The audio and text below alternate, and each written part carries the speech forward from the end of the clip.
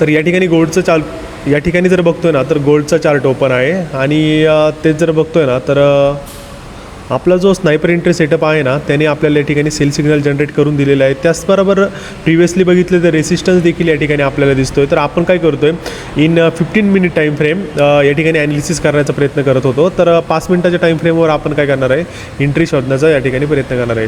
तर या ठिकाणी जर बघितलं ना एक बेरिश इनसाईड कॅन्डल ओपन झालेली आहे. तर या ठिकाणी आपण सेलचा ट्रेड इनिशिएट करू शकतो. टार्गेट आणि स्टॉप लॉस देखील 1:1 ठेवणार आहे आपण.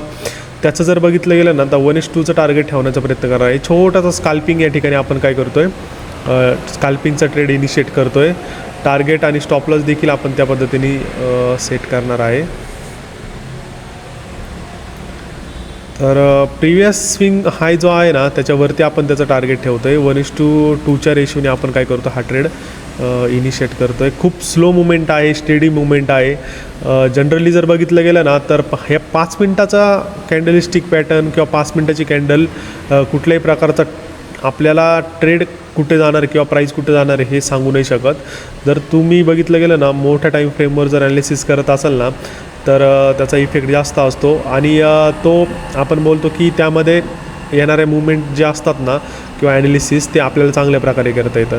5 मिनटाच्या टाईम फ्रेमवर 1 तास पुढे काय होईल किंवा 2 तास पुढे काय होईल ना हे आपण नीट समजून नाही घेऊ शकत किंवा त्यावर डिपेंड पण नाही राहू शकत किंवा ती गोष्ट त्या ठिकाणी चांगल्या प्रकारे त्याचा रिझल्ट पण नसणार आहे. त्यामुळे जर तुम्ही मोठ्या टाईम फ्रेमचा किंवा जास्त ट्रेड मोठ्या प्रमाणात घेत असाल ना मोठ्या टाईम फ्रेमसाठी तर 15 मिनटाचा टाईम फ्रेम तुम्ही मिनिमम यूज केला पाहिजे आणि एंट्री करताना आपण काय केली पाहिजे 5 मिनटाच्या टाईम फ्रेमवर एंट्री केली पाहिजे.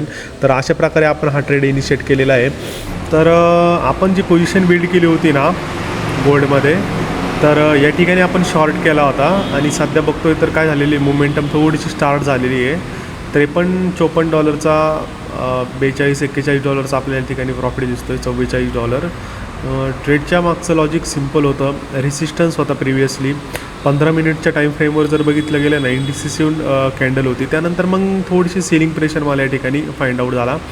On a shorter time frame जर बघितलं गेलं ना तर यामध्ये आपण काय केलं होतं ह्या कॅन्डलला या ठिकाणी एंट्री केली होती इनसाईड कॅन्डलला. त्याच्यानंतर बघतोय तर आता सध्या डाऊन साईडची मुवमेंट या ठिकाणी आपल्याला चालू झालेली दिसते आहे. आणि छोट्या टाईम फ्रेमवर ट्रेड करण्यापेक्षा मोठ्या टाईम फ्रेमवर जर आपण वर्क करत असाल ना तर त्यातून चांगले ट्रेड भेटण्याच्या ठिकाणी काय असतो चांगले ट्रेड त्या ठिकाणी भेटतात आपल्याला.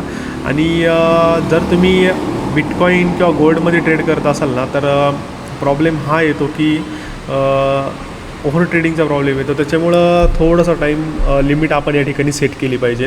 त्या टाईम झोनमध्येच आपण त्या ठिकाणी ट्रेड केले पाहिजे किंवा मग सेशन वाईज जरी ट्रेड केले ना आपण तरी त्या ठिकाणी काय होतं चांगला रिझल्ट येतो.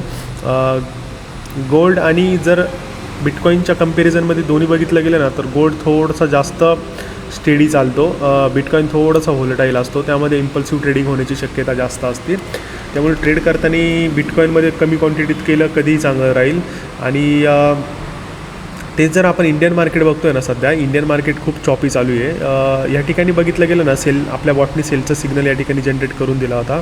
एक शार्प डाऊन साईडची मुवमेंट आली. ऑप्शन बघितले गेले तर 30-40 पॉईंटनी बॉटमपासून या ठिकाणी वर गेले होते पुट साईडचे. त्याच्यानंतर मग एक रॅपिड मुवमेंट आली अगेन आहे त्या लेवलला गेला पुट साईडचा प्रीमियम. त्याच्यानंतर आता बघतोय ना कॉल साईडच्या प्रीमियममध्ये स्पाईक आला पाहिजे नव्हता एवढी चांगली बाईंग घेऊन. तर कॉलचं प्रीमियम आहे तिथं सध्या ट्रेड करतो. त्यामुळे पाहिजे तेवढी चांगली अपॉर्च्युनिटी इंडियन मार्केटमध्ये सध्या तरी फाइंड आउट होत नाही आहे.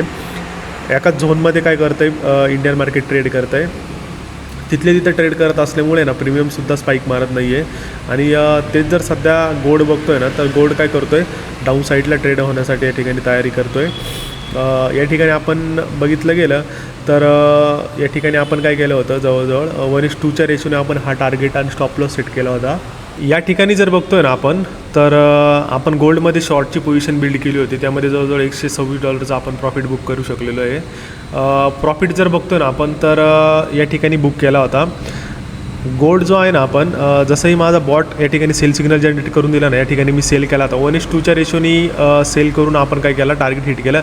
ॲक्झॅक्ट टार्गेट पशी कॅन्डल आली त्याच्यानंतर बघतोय तर अपसाईडसाठी त्यानंतर मुवमेंट झाली.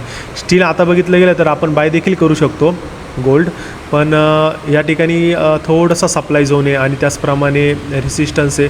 कदाचित या ठिकाणाहून थोडीशी डाऊनसाईड मूव्ह येण्याची शक्यता आहे. त्यामुळं आपण अपसाईडसाठी या ठिकाणी ट्रेड घेऊ शकत नाही आता किंवा घेणार नाही आहे.